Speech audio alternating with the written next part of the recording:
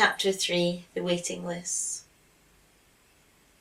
The first agency we went to didn't want us on their lists. We didn't live close enough to a church, nor were we churchgoers, though we kept quiet about being communists. The second told us we weren't high enough earners. The third liked us, but they had a 5-year waiting list. I spent 6 months trying not to look at swings, nor the front of supermarket trolleys, not to think, this kid I've wanted could be 5. The fourth agency was full up. The fifth said yes, but again, no babies. Just as we were going out the door, I said, well, you know we don't mind the colour. Just like that, the waiting was over.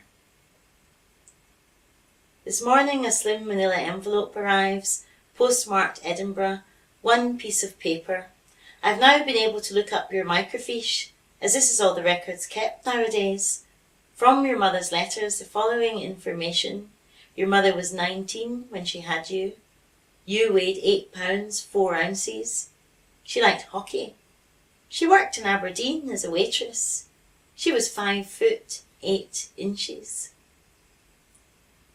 I thought I'd hid everything, that there was no one giveaway sign left. I put Marx, Engels, Lenin, no Trotsky, in the airing cupboard. Should not be checking out the towels, surely. All the copies of the Daily Worker I shoved under the sofa. The Dove of Peace I took down from the loo. A poster of Paul Robeson saying give him his passport I took down from the kitchen. I left a bust of Burns, my detective stories, and the complete works of Shelley. She comes at 11:30 exactly. I pour her coffee from my new Hungarian set and foolishly pray she won't ask its origins. Honestly, this baby's going to my head. She crosses her legs on the sofa. I fancy I hear the Daily Workers rustle underneath her. Well, she says, you have an interesting home.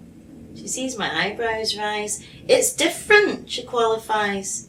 Hell, and I've spent all morning trying to look ordinary. A lovely home for the baby. She buttons her coat, all smiles. I'm thinking I'm on the home run, but just as we get to the last post, her eye catches at the same time as mine a red ribbon with 20 world peace badges, clear as a hammer and sickle on the wall. Oh, she says, are you against nuclear weapons? To hell with this, baby or no baby. Yes, I says. Yes, yes, yes. I'd like this baby to live in a nuclear-free world. Oh! Her eyes light up. I'm all for peace myself, she says, and sits down for another cup of coffee.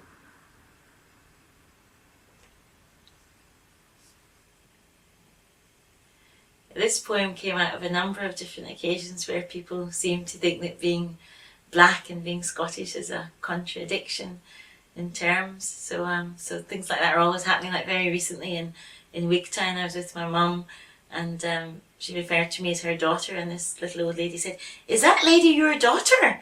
My mum said yes, and she went, oh, your daughter's awful tanned. Is she that colour every day? So I've had lots of instances of that kind of thing, so I thought I'd write this little poem, In My Country. In my country, walking by the waters, down where an honest river shakes hands with the sea, a woman walked round me in a slow, watchful circle, as if I were a superstition or the worst dregs of her imagination. So, when she finally spoke, her words spliced into bars of an old wheel, a segment of air. Where do you come from? Here, I said. Here. These parts.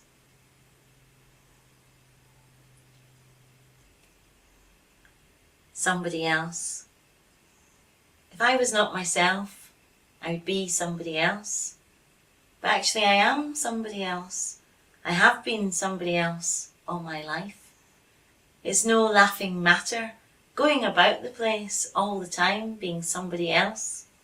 People mistake you. You mistake yourself.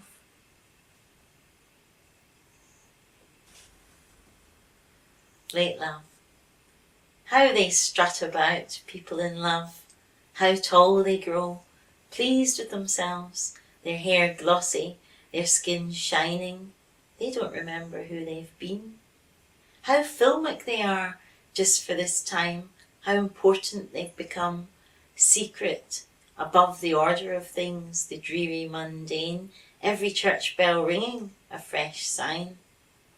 How dull the lot that are not in love, their clothes shabby, their skin lustreless, how clueless they are, hair a mess, how they trudge up and down streets in the rain, remembering one kiss in a dark alley, a touch in a changing room, if lucky, a lovely wait for the phone to ring, maybe, baby.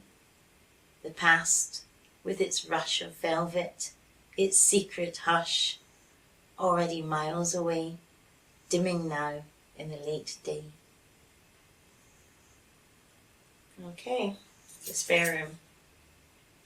When my lover found a brand new lover, on the longest day of the year by far, she asked if I would move into the spare room. That first night I was awake, and then asleep, and then awake, very hot and very cold. I turned and tossed in the small spare room. Halfway through the night, still black outside, the air held its chilly breath, and I held my head, wide, wide awake in the pale spare room. After a long, long while, daylight spilled. I climbed out of the spare room bed.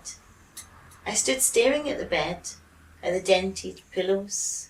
Last night I must have turned from her side to mine, from the blank wall to the blind window, spoon to moon, as if two people had shared the spare room bed. 12 Bar Bessie. See that day, Lord, did you hear what happened then?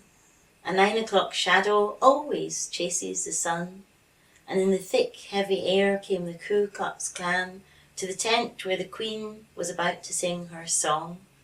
They were going to pull the blues tent down, going to move the Queen out of the town, take her 12-bar beat and squash it into the ground. She tried to get her prop boys together, and they got scared. She tried to get the prop boys together, and they got scared. She said, "Boys, boys, get those men out of here." But they ran away and left the Empress on her own. She went up to the men who had masks over their heads. With her hands on her hips, she cursed and she hollered, "I'll get the whole darn lot of you out of here now if I'll have to. You're as good as dead. You just pick up those sheets and run. Go on." That's what she done. Her voice was cast iron. You should have seen them. You should have seen them. Those masks made of sheets from somebody's bed. Those masks flying over their heads, flapping. They was flapping like some strange bird migrating, some bird that smelt danger in the air, a blue song, and flew fast out of the small Midwestern town, to the sound of black hands clapping, and the Empress saying, "And as for you," to the ones who did nothing.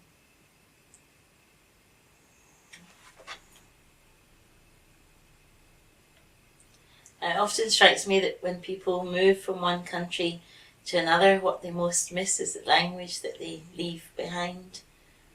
Old tongue. When I was 8, I was forced south. Not long after, when I opened my mouth, a strange thing happened. I lost my Scottish accent. Words fell off my tongue. Eejit, Dreich, Wabbit, Crabbit, Stumer, Tuchter, Heatbanger, so you are, so am I, see you, see mama, shut your geggy or I'll gie you the malky. My own vowels started to stretch like my bones, and I turned my back on Scotland. Words disappeared in the dead of night. New words marched in, ghastly, awful, quite dreadful. Scones said like stones, pokey hats into ice cream cones. Oh, where did all my words go, my old words? my lost words. Did you ever feel sad when you lost a word? Did you ever try and call it back, like calling in the sea?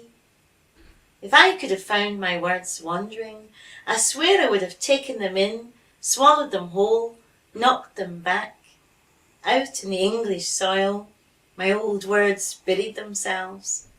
It made my mother's blood boil.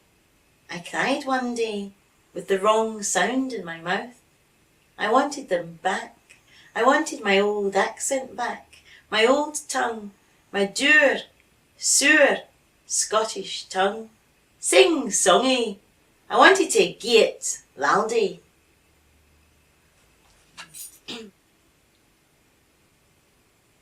Darling, you might forget the exact sound of her voice or how her face looked when sleeping.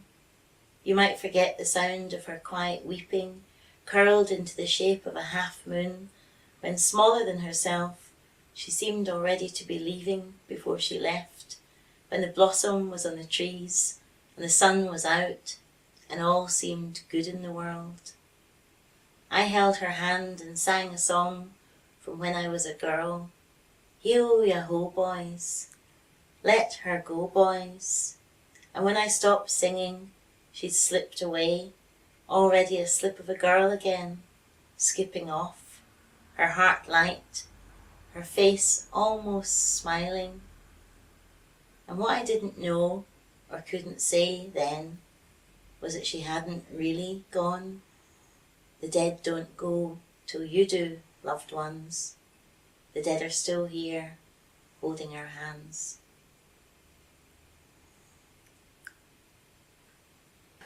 Yes, it is bizarre to have 2 books and 2 plays at the same time, isn't it? It's fantastic. Yeah, it's been nice. Really, really nice. Aye, well, it's no 4th time.